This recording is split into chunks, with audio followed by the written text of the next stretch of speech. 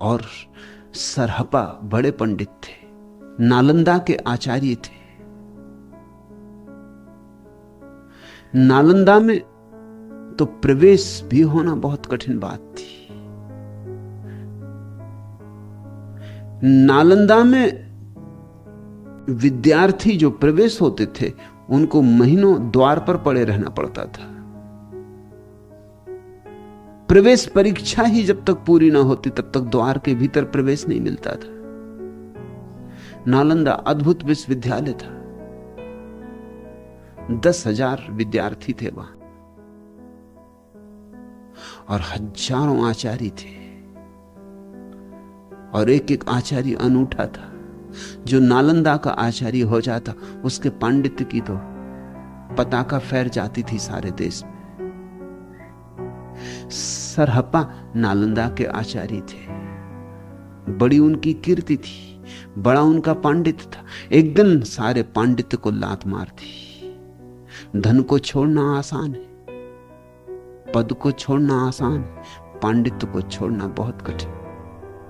क्योंकि धन तो बाहर है, चोर चुरा लेते, सरकारें बदल जाएं, सिक्के ना पुराने चले, बैंक का दिवाला निकल जाए, धन का क्या भरोसा है। धन तो बाहर की मान्यता पर निर्भर है,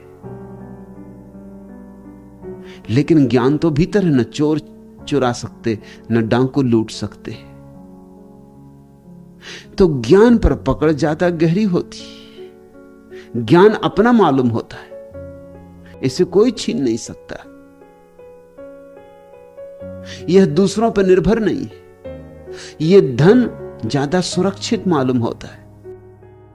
फिर ज्ञान के साथ हमारा तादात्म्य हो जाता है, धन के साथ हमारा तादात्म्य कभी नहीं होता। तुम्हारे पास हजारों सिक्कों का ढेर लगा हो, तुम ऐसा नहीं कहते कि मैं ये सिक्कों का ढेर हूं।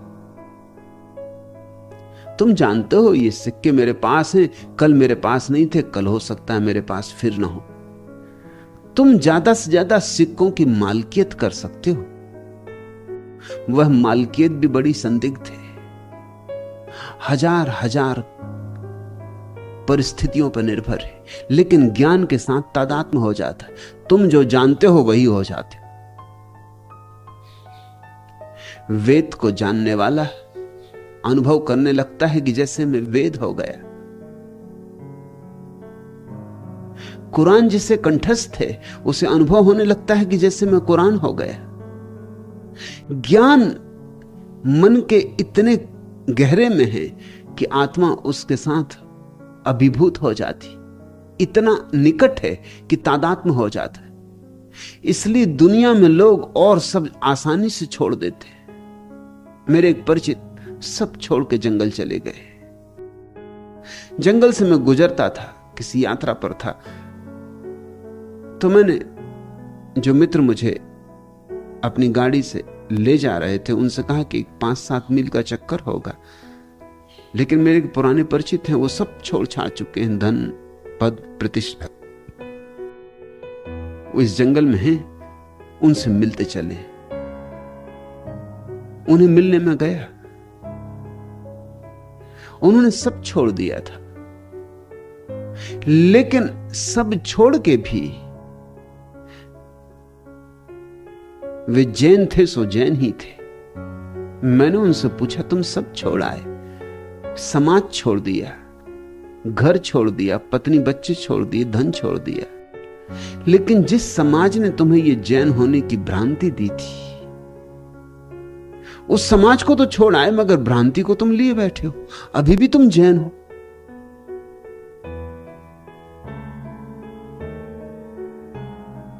उनको एकदम से समझ में ना आया कि ये कैसे छोड़ा जा सकता है। जैन होना क्या है? ज्ञान की एक खास राशि। हिंदू होना क्या है? ज्ञान की एक दूसरी राशि। ईसाई होना क्या है? ज्ञान की तीसरी राशि। जिसने बाइबल से अपना ज्ञान चुना है वो ईसाई, और जिसने गीता से अपना ज्ञान चुना है वो हिंदू। सब छोड़ के आदमी चला जाता है। तुम देखते हो सन्यासी हैं, सब छोड़ देते, मगर फिर भी हिंदू हैं सो हिंदू हैं। ज्ञान नहीं छूटता, और जब तक ज्ञान न छूटे तब तक जानना कुछ भी नहीं छूटा। समाज मत छोड़ो, चलेगा। घर द्वार मत छोड़ो, चलेगा, मगर ज्ञान छोड़ दो। क्योंकि ज्ञान के कारण तुम्हें भ्रांति हो रही कि मुझे मालूम है, जबकि तुम्हें मालूम नहीं। मालूम तुम्हें तभी हो सकता है जब तुम पहले यह अंगीकार कर लो कि मुझे मालूम नहीं। ज्ञान की यात्रा ही अज्ञान के बोध से शुरू होती।